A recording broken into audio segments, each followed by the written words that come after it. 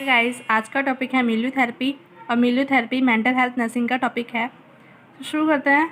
Milieu therapy is a psychotherapy. Milieu therapy जो है वो एक साइकोथेरेपी है in which help of the people suffering from psychiatric disease so apply the milieu therapy. तो milieu therapy हम किस पेशेंट को देते हैं जो कि सफ़र कर रहे हैं साइकेट्रिक डिजीज से। The milieu therapy in that the word milieu is the French for middle. Milieu का मतलब फ्रेंच लैंग्वेज में मिडिल होता है।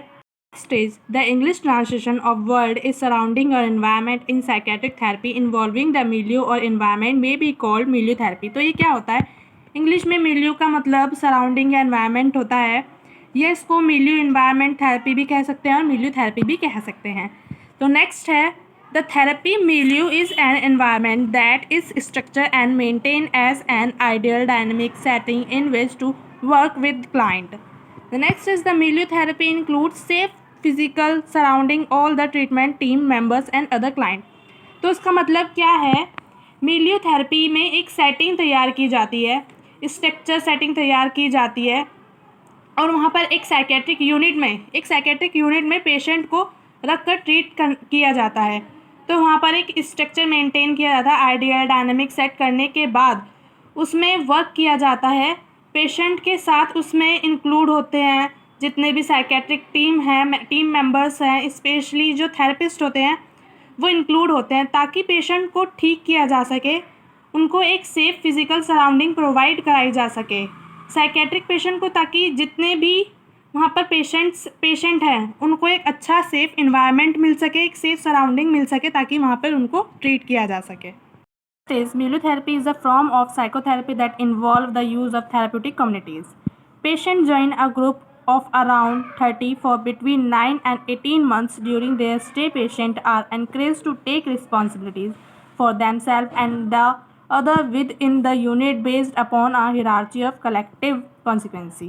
अब इसका मतलब क्या है? इसके अंदर मेन चीज़ है पेशेंट का एक ग्रुप बनाया जाता है।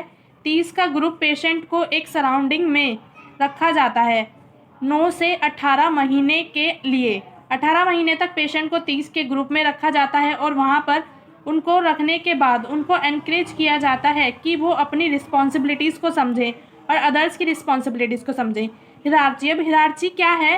हिरार्ची क्या है? किसी भी चीज़ को अचीव करना, किसी चीज़ पर कोई चीज़ बेस्ड है, इन सारी चीज़ों को मिलाकर पेशेंट को 30 के ग्रुप में रखते हैं 18 महीने तक और वहाँ थेराप्यूटिक होते हैं और उनको काउंसलिंग प्रोवाइड करते हैं। पेशेंट मिलियोथेरेपी के एनवायरनमेंट में एडजस्ट करना सीखता है। Milieu therapy is a safe structural group treatment method of mental health issue. इसका मतलब है जितने भी मेंटल हेल्थ इशू हैं उसके लिए एक सेफ स्ट्रक्चर और ग्रुप ट्रीटमेंट होते हैं। सेफ़ है क्योंकि हम इसमें साइकेट्रिक ग्रुप में डिवाइडेड करते हैं मेंबर्स को, और स्ट्रक्चर इसलिए है एक सेटअप के थ्रू पेशेंट को प्रोवाइड की जाती है मिलियोथेरेपी। स्टेज मिलियोथेरेपी टीम, कौन कौन से मेंबर्स होते हैं मिलियोथेरेपी में? पहला है psychiatrist, mental health assistant, dietitian, art therapist, music therapist, occupational therapist, psychiatric social worker होता है, clinical psychologist and psychiatric nurse. Next है कैरेक्टरिस्टिक्स ऑफ मिलियोथेरेपी। इसमें है open communication, distribution of power, work related activity, structural interaction, communication and family involvement in treatment. Next है adaptation of the environment to meet developmental needs. Component है milieu therapy के component कौन कौन से होते हैं? Maintain safe environment, the trust relationship, building self esteem, limits. Next है advantage of milieu therapy. अब मिलियोथेरेपी के क्या एडवांटेज हैं? फर्स्ट है it's create different type and attitude and behaviour of client because the environment like home. ऐसा लगता है patient के अंदर डिफरेंट टाइप का एटीट्यूड और बिहेवियर डेवलप करता है ताकि उसको अपने घर जैसा एनवायरनमेंट मिल सके, उसको अपने घर जैसा एनवायरनमेंट लग सके। नेक्स्ट है patient learn the making decision which improve his self confidence.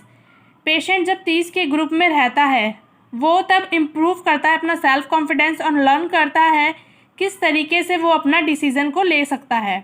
Third is its developed and leadership skills. Fourth है its become the sociocentric is its help to learn the live and think collectivity with the members of community. Next है disadvantages of milieu therapy. अब milieu therapy के disadvantage क्या, हमने पहले पढ़े थे कि एडवांटेज क्या है, अब पढ़ेंगे हम डिसएडवांटेज क्या है। तो इसका फर्स्ट है role blurring between staff and patient. इसमें क्या है, इसमें स्टाफ और पेशेंट को के जो रूल होते हैं वो ब्लर हो जाते हैं, क्योंकि जो पेशेंट का 30 का ग्रुप है वो सब अपना मेल जोल बढ़ा रहे हैं इसलिए, ठीक है। नेक्स्ट है इसमें milieu therapy is limited to only hospitalize patient. Milieu therapy patient को बस तब प्रोवाइड करते हैं जब पेशेंट हॉस्पिटल में एडमिट हो, ये घर पर प्रोवाइड नहीं की जा सकती। So next is requires continuous open communication among all staff and client. इसका क्या मतलब है, स्टाफ और क्लाइंट में ओपन कम्युनिकेशन चलता है। Next is group responsibility can easily become nobody responsibilities. इसका क्या मतलब है, ग्रुप में काम करते हैं जब सब अपनी रिस्पॉन्सिबिलिटीज़ को समझते हैं, तो कुछ लोग बिना काम करे रह जाते हैं, तो वो अपनी रिस्पॉन्सिबिलिटीज़ को नहीं समझ पाते हैं। नेक्स्ट है इसमें low client to staff ratio. Client to staff ratio, उनका जो स्टाफ रेशो होता है वो लो हो जाता है। इसी वीडियो यहाँ पे ख़त्म होती है। Thanks for watching video.